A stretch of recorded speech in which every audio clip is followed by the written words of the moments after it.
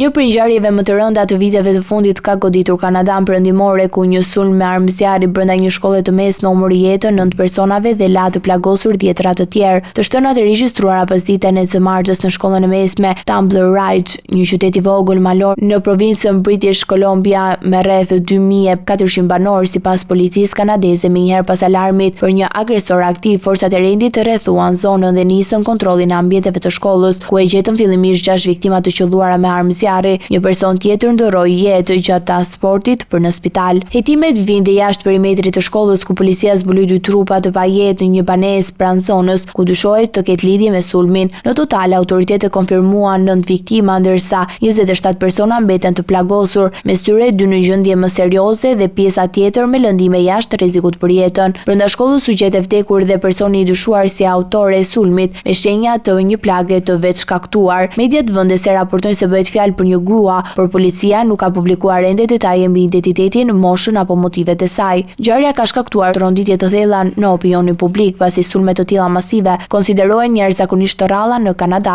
Kryeministri Mark Carney u shpreh i shkatruar nga aktet e dhunës, duke anuluar dhe angazhimet ndërkombëtare, përfshirë një udhëtim të planifikuar në konferencën e sigurisë në Maine. Autoritetet vijojnë hetimet për të zbardhur rrethanat për të kuptuar se si ndodhi sulmi në këtë komunitet të qetë, që deri tani konsiderohej i sigurt dhe larg episodeve të tilla të rënda kriminale.